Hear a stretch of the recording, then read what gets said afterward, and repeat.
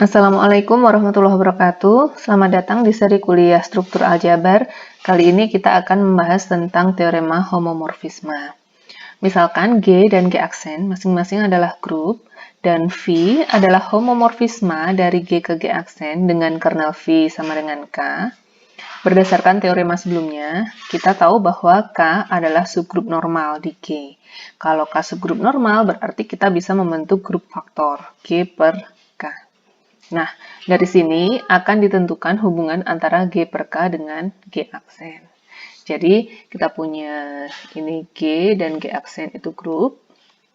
Kemudian, di sini ada homomorfisme dari G ke G aksen ya, dengan kernel V-nya adalah K. Nah, sekarang kita mau tentukan hubungan antara G per K dengan G aksen. Ya. Oke, yang pertama adalah teorema homomorfisme natural atau kanonik. Misalkan G adalah grup dan N adalah subgrup normal di G. Pemetaan gamma, yaitu dari G ke G per N, yang didefinisikan dengan gamma X sama dengan Nx untuk setiap X di G, merupakan suatu homomorfisme dengan kernel N. Oke, kita mau buktikan ini, berarti yang mau kita buktikan ada dua, yaitu bahwa gamma itu merupakan homomorfisme, ini yang pertama. Kemudian yang kedua kita harus buktikan bahwa kernel dari gamma itu adalah N. Jadi kernel dari gamma sama dengan N. Yang pertama, untuk membuktikan bahwa gamma adalah homomorfisme, kita ambil sembarang XY di G, maka gamma XY sama dengan NXY. Berdasarkan definisi, maka NXY sama dengan NX NY, kemudian NX ini adalah gamma X dan NY adalah gamma Y. Dengan demikian, karena gamma XY sama dengan gamma X, gamma Y, berarti gamma adalah homomorfisme. Kemudian yang kedua, kita tahu bahwa NX itu akan sama dengan N itu jika dan hanya jika X-nya anggota N, ya kan? Maka, kalau kita mau menentukan kernel dari gamma, kita tulis dulu definisi kernelnya adalah X anggota G dengan syarat gamma X sama dengan N. N ini maksudnya adalah identitas, ya. Karena kalau kernel itu kan kita mau mencari anggota domain yang dipetakan ke identitas. Nah, identitas dalam hal ini adalah N. Kemudian, kita teruskan, maka ini sama dengan X anggota G dengan syarat gamma X-nya tadi kan NX. Maka NX harus sama dengan N. Nah, seperti tadi kita katakan bahwa NX sama dengan N itu jika dan hanya jika X anggota N. Berarti kernel dari gamma adalah X anggota G dengan syarat X anggota N. Berarti yang kita ambil adalah irisannya yang terkecil yaitu X anggota N. Jadi kernel dari gamma adalah X anggota N atau dengan kata lain adalah N itu sendiri. Dengan demikian terbukti bahwa gamma adalah homomorfisme dan kernel gamma adalah N. Selanjutnya, yang kedua adalah teorema utama homomorfisme. Teorema ini agak panjang ya. Ini misalkan G dan G aksen masing-masing adalah grup. Jika F suatu homomorfisme dari G ke G aksen dengan kernel F sama dengan K, maka pemetaan V dari G per K ke image F dengan VKA sama dengan FA itu adalah isomorfisme. Jadi kita punya ini adalah G dan ini adalah G aksen, masing-masing adalah grup, kemudian kita punya homomorfisme F dengan kernel F-nya adalah K. Jadi di sini ada kernel F yaitu K.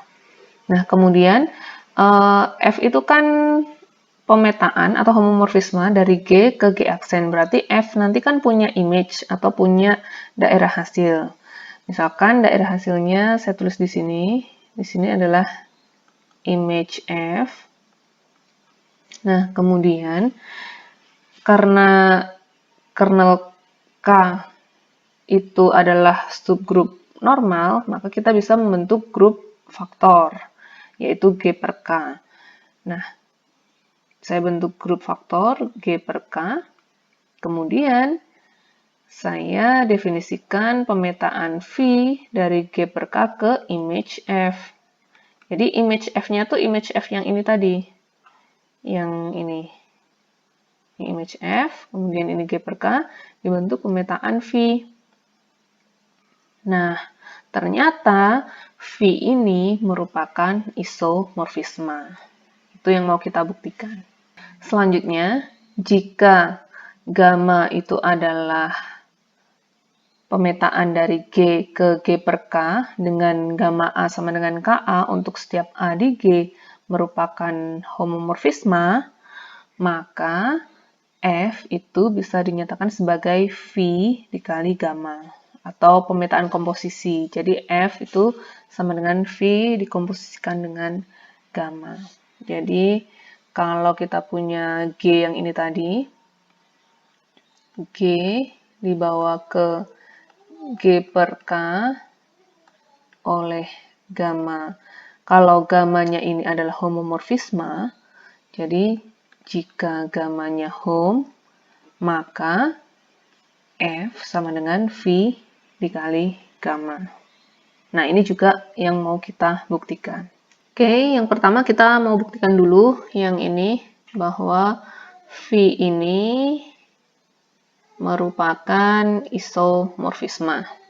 Oke, pertama definisikan dulu V, yaitu dari G per K ke image F dengan VKA sama dengan FA untuk setiap KA anggota G per K.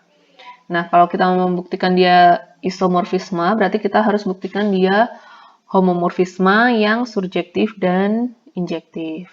Namun, sebelum kita membuktikan bahwa V itu homomorfisme, kita harus buktikan dulu dia merupakan pemetaan atau well-defined. Jadi, kita mau buktikan V well-defined, yaitu jika KA sama dengan KB, maka VKA sama dengan VKB, atau dengan kata lain, FA sama dengan FB. Oke, karena KA sama dengan KB, maka AB inverse anggota K, atau A sama dengan K1B untuk suatu K1 anggota K. Ini kan gini ya, kalau KA sama dengan KB, ini kan berarti kita bisa ambil wakilnya, yaitu ini adalah, katakanlah ini KA, kemudian yang di sini sama dengan K aksen B misalkan.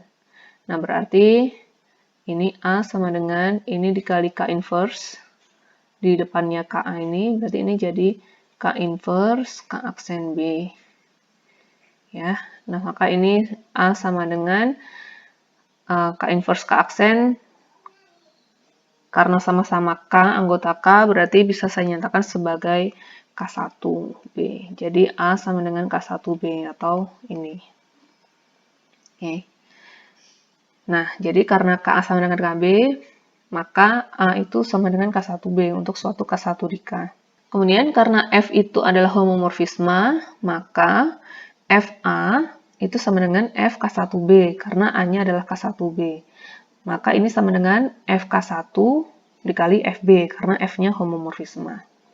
Karena K1 anggota K dengan K adalah kernel F, berarti K1 itu kan dipetakan ke identitas di G aksen.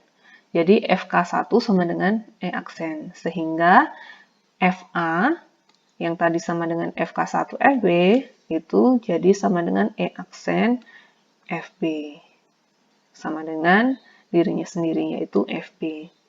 Nah, kalau begitu karena KA sama dengan KB mengakibatkan FA sama dengan FB, jadi V itu well-defined.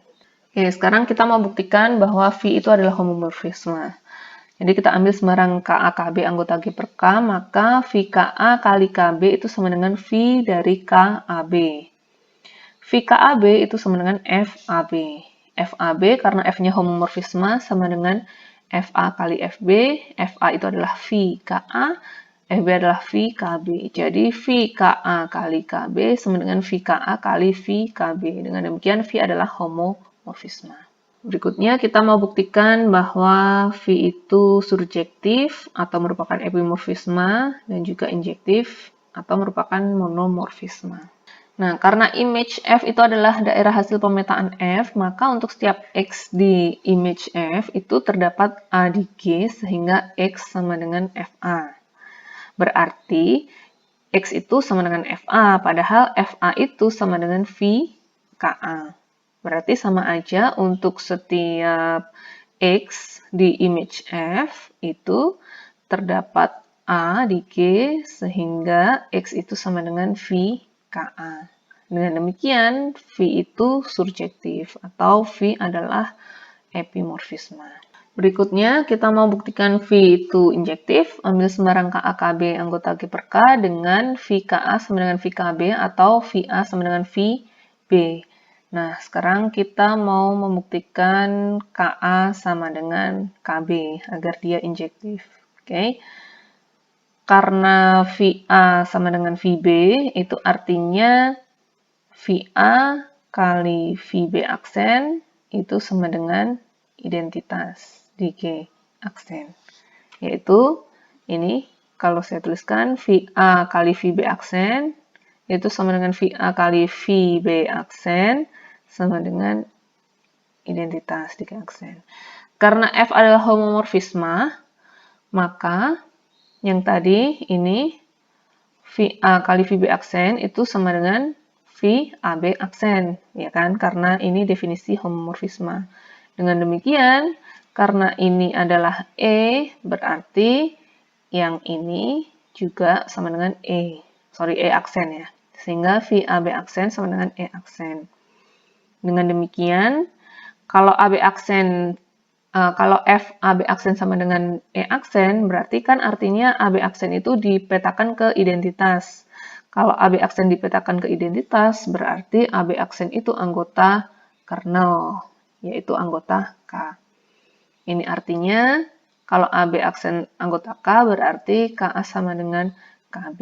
Dengan demikian, V itu adalah monomorfisme atau V injektif. Nah, karena V tadi adalah homomorfisme yang surjektif dan injektif, atau epimorfisme dan juga monomorfisme, maka V adalah isomorfisme, yaitu G per K isomorf dengan image F. Nah, selanjutnya untuk setiap A anggota G berlaku V gamma A itu sama dengan V dari gamma A. Padahal gamma A itu adalah KA. Jadi, sama dengan V dari KA. V dari KA itu adalah FA. Dengan demikian, F itu bisa dinyatakan sebagai V dikali gamma. Ini. Oke, jadi terbukti. Nah, sekarang kita mau membuktikan bahwa V yang memenuhi F sama dengan V gamma ini hanya satu atau tunggal. Jadi misalkan terdapat homomorfisme V dari G per K ke image F yang memenuhi V aksen gamma sama dengan F. Jadi seandainya ada homomorfisme yang lain, yaitu V aksen, maka untuk setiap KA anggota G per K berlaku V aksen KA sama dengan V aksen dari gamma A. Sama dengan V aksen gamma A, maka ini sama dengan FA. Padahal kita tahu FA itu sama dengan V gamma A, yaitu sama dengan V dari gamma A sama dengan V KA. Dengan demikian, V aksen KA sama dengan V KA, berarti V aksen sama dengan V. Jadi sebenarnya kalau kita memisalkan ada V aksen, ini V aksen ya, maka ternyata V aksennya itu sama dengan V, jadi mau nggak mau sebenarnya V yang memenuhi F sama dengan V gamma ini adalah tunggal.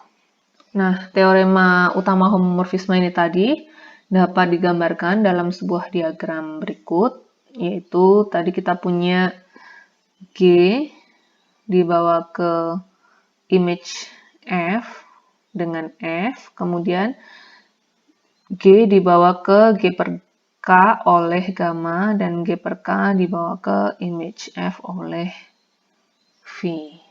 Akibat dari teorema ini ada dua. Yang pertama, jika F suatu epimorfisme dari G ke G aksen dengan kernel K, maka G per K akan isomorf dengan G aksen. Kemudian yang kedua, jika F suatu monomorfisme dari G ke G aksen dengan kernel K, maka G per E itu isomorf dengan image F, dengan E adalah elemen identitas di G. Oke, sekian kuliah kita kali ini. Terima kasih. Wassalamualaikum warahmatullahi wabarakatuh.